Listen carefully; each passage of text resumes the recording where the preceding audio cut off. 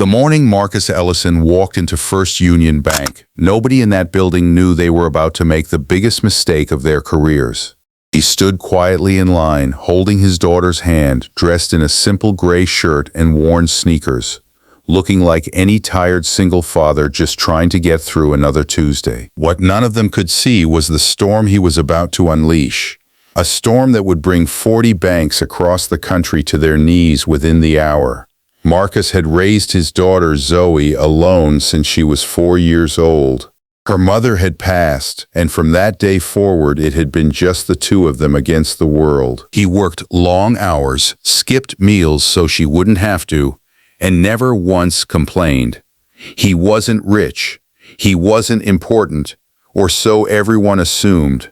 That morning he had come to the bank simply to open a basic savings account for Zoe, wanting to teach her about saving money, about patience, about building something for the future. But the woman behind the counter, a sharp-suited bank manager named Diane Hargrove, took one look at his worn shoes and tired eyes and decided she already knew everything about him. She barely let him finish his sentence before she cut him off, her voice loud enough for the whole lobby to hear. She told him this branch was for serious clients, that people like him wasted everyone's time, and that he should try a check-cashing store instead. She called him worthless, right in front of his little girl, right in front of strangers who said nothing, who simply looked away.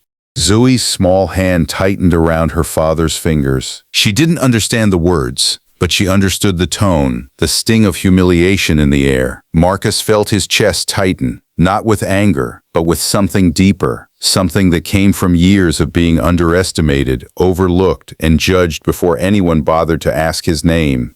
He didn't raise his voice. He simply looked at Diane, thanked her for her time, and turned to walk away, holding his daughter close. If you believe in kindness, in second chances, and in stories where the quiet ones rise, hit that like button right now. Drop a comment below. Share this video with someone who needs it today, and subscribe to Kindness Corner, because what happens next will remind you why we tell these stories. What Diane didn't know, what none of them knew, was that Marcus Ellison wasn't just a struggling single father. Years earlier, before his wife passed, before grief reshaped his entire life, Marcus had built a quiet financial technology company from his garage, one that now powered the security infrastructure behind dozens of major banking institutions across the country. He had stepped back from the spotlight after his wife died, choosing to raise Zoe himself, choosing anonymity over ambition, letting his company run under trusted partners while he focused on being present for his daughter.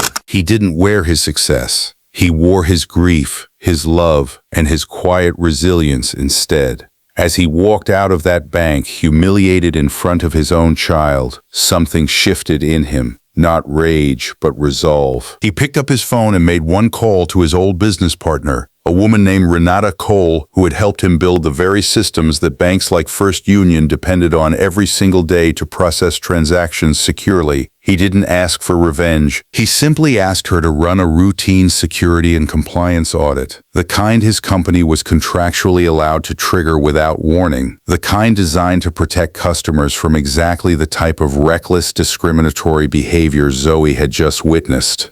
Within minutes, alerts began firing across banking networks in several states. Compliance flags, discrimination review protocols, and mandatory audit locks began appearing on internal systems. Executives who had never heard of Marcus Ellington, the single father, suddenly heard the name Ellison Systems, the quiet company behind their own security backbone. Calls started coming in from corporate headquarters, first confused, then alarmed, as they realized this wasn't a glitch. It was a message. Diane Hargrove had no idea, sitting at her desk feeling satisfied with herself, that her regional director was already on the phone, panicked, asking why 40 branches nationwide had just been placed under emergency compliance review triggered by a single formal complaint tied directly to the company that held the master contract for their security systems. She had no idea that the tired-looking man she dismissed an hour earlier was, in fact, the reason the entire bank could function safely every single day.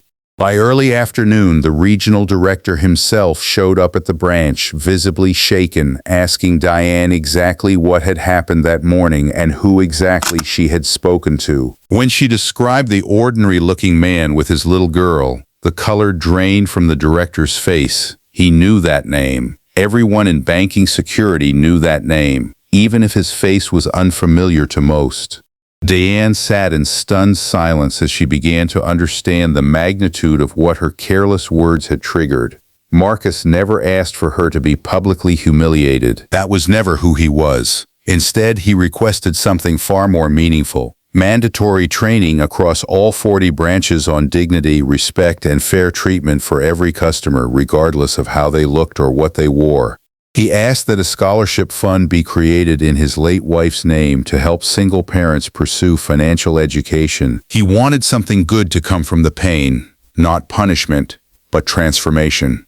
When Diane finally called to apologize, her voice trembling, Marcus listened quietly. He told her that he wasn't interested in her losing her job, only in her learning to see people, truly see them, before judging their worth by their shoes or their tone or their circumstances. Zoe, sitting beside him that evening, asked her father why he wasn't angry. He told her that anger fades but character stays, and that the way you treat someone who can do nothing for you says everything about who you really are.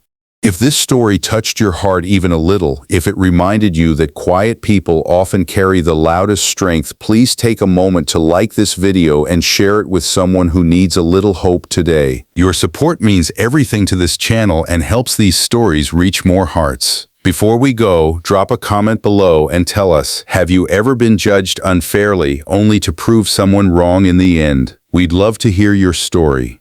In the end, Marcus Ellison didn't need 40 banks to bow down to prove his worth. He already knew it. He simply gave the world a reminder that dignity isn't measured by appearance, and that sometimes the quietest people hold the most power of all, not to destroy, but to heal.